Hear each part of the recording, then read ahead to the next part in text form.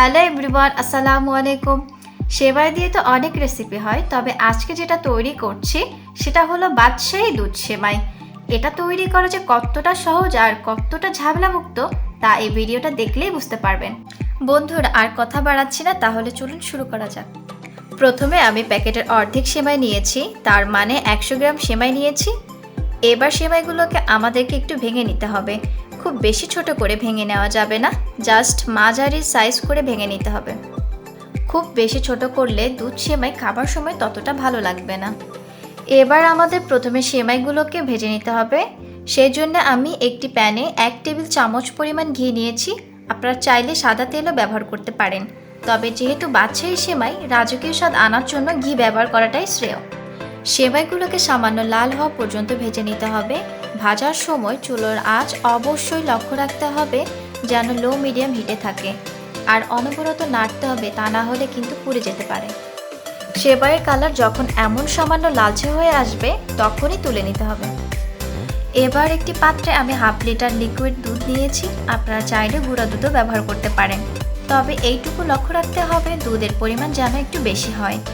এবার দুধের সাথে স্বাদ অনুযায়ী চিনি অ্যাড করে দিচ্ছি। দুধ আর চিনিকে খুব ভালো করে মিশিয়ে নিতে হবে এবং একটি বলক আসা পর্যন্ত অপেক্ষা করতে হবে। একবার বলক আসার পর একটি তেজপাতা, এরপর 3 টুকরো দারুচিনি আর 3টি এলাচ দিয়ে দিচ্ছি। এবার সব কিছুকে একটু নেড়ে চেড়ে দিয়ে একটা বলক আসা পর্যন্ত অপেক্ষা করব। ঠিক যখন এমন একটি বলক চলে আসবে তখন এর সাথে কিছু ড্রাই ফ্রুটস দিয়ে দিব। আমি এখানে দিচ্ছি কিছু রোস্টেড পিনাটস বা ভাজা বাদাম, সাথে দিচ্ছি কিছু কিশমিশ, কিছু কাজু বাদাম এবং কিছু কুচি করা কাঠবাদাম। আপনারা চাইলে আপনাদের পছন্দ অনুযায়ী ড্রাই ফ্রুটস ব্যবহার করতে পারেন, আর যত বেশি ড্রাই ফ্রুটস ব্যবহার করবেন আপনাদের সেমাইয়ের স্বাদ আরও দ্বিগুণ বেড়ে যাবে।